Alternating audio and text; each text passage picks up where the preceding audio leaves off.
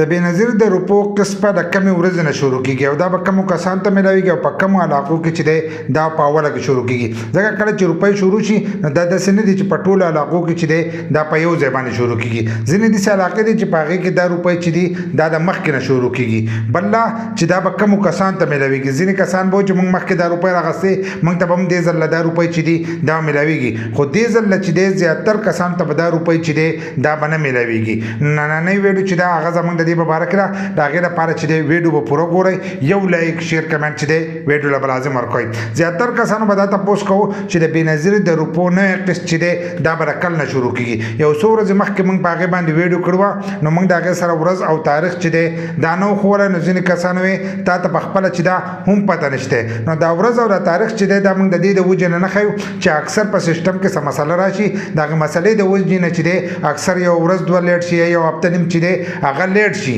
نو بیا ځینې کسان وایي تا چې کومه ورځ ښوولې وه په هغه ورځ چې دی دا روپۍ شروع نه شوې نو اوس چې دی هغو ټایم چې دی هغه ورکړی دی چې دې پیر نه چې دی نوی قسط چې دی هغه به شروع کېږي لکه د ګل د ورځې نه چې دی ستاسو په اکاونټونو کې به دغه روپۍ چې دي دا به جمع کېږي او تاسو به ځئ خپلې روپۍ چې دی دا تاسو راغستی شئ خو کله چې د پیر ورځ راغله نو داسې به نه کوئ چې تاسو ټول له سیل نه لاړ شئ او تاسو وایئ زموږ په اکاونټونو کې به دغه روپۍ جمع شي او موږ ته به دا روپۍ چې دی دا میلاویږي کومو کسانو ته چې د روپو د ورکړو ځای نږدې نو هغه د ځي او خپلې روپۍ چې دی دا راخلي دي خو د کومو کسانو نه چې دغه ځایونه لري نو هغه د یو څو ورځې چې دی دې ته صبر کوي چې کله ستاسو په اکاونټونو کې جمع شي نو حل وځئ او خپلې روپۍ چې دی دا راخلئ که دغه شانتې تاسو لاړ شئ نو په اولنۍ ورځ که ستاسو په اکاونټ کې دا نه جمع شي نو هم به ستاسو وخت ضایع شي او هم په کرایه نه چې کومې روپۍ ستاسو لګېدلې هم به هغه روپۍ چې دي دا به ستاسو ضایع شي په دې کې به ځینې کسانو ته چې دی دا روپۍ به نه میلاویږي هغې کسانو ته به نه میلاویږي کومو کسانو ته چې میسج راغلی چې تاسو دوباره رجسټریشن وکئ یا خپل ویریفیکیشن وکئ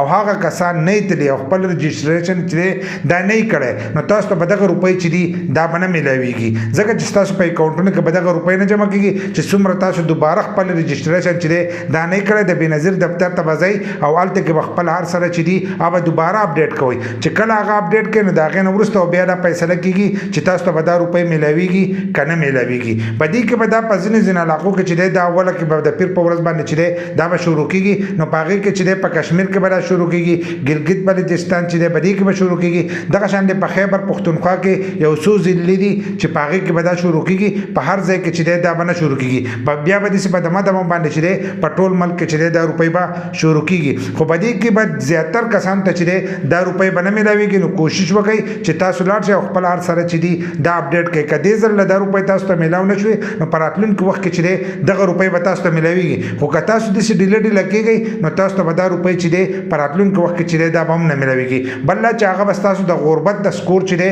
هغه به ګوري که ستاسو غربت چې دی هغه لږ کم شوی او ستاسو سکور له پاسه شوی د 32 نه به پورته نو بیا به دغه روپۍ چې دي تاسو ته به نه میلاویږي په دې کې به ځینې نوي کسان نو د نوي کسانو په اکاونټونو کې چې دی دې ځل به هم دغه روپۍ چې دی دا به جمع کېږي او تاسو به خپلې روپۍ چې دی دا به راغستی شئ خو هغه کسان به یې رالي چې د کومو کسانو 8 میاشتې 9 میاشتې د کاله پورې شوي نو هغه کسانو ته چې دی دا روپۍ به میلاویږي بل لا چې د دې لپاره به تاسو خپل اهلیت چې دی دا به ګورئ ځکه که تاسو اهلیت ونه کتل او تاسو وایئ چې زموږ د رجسټریشن چې دی 8 میاشتې وشوي یا کال وشوي او هلته کې تاسو ته لیکلي چې تاسو د دې لپاره اهل نه نو که اهل نه یې راته لیکلي نو بیا به دغه روپۍ چې دي دا به تاسو ته نه میلاویږي او د دې په باره کې چې دی زموږ ډېرې ویډیوګانې چې دي هغه موجود دي موږ بار بار تاسو ته وایو چې خپل اهلیت چې دی هغه تاسو په کور دننه چې دی چیک کړئ چې تاسو ته چې دی پته ولګي چې موږ د دې لپاره اهل یو که نه یو بل لا تاسو ته به دا پته هم لګي چې زموږ په اکاونټ کې دا روپۍ جمع شوي دي که نه دي جمع شوي نو یوټیوب ته لاړ شئ هلته کې مظلومیار سپیک چې دی دا سرچ کړئ نو تاسو ته به زموږ د یوټیوب چینل راشي هلته کې دغه ویډیو چې دا تاسو کتلی شئ د هغې په تور باندې تاسو خپل اهلیت چې دی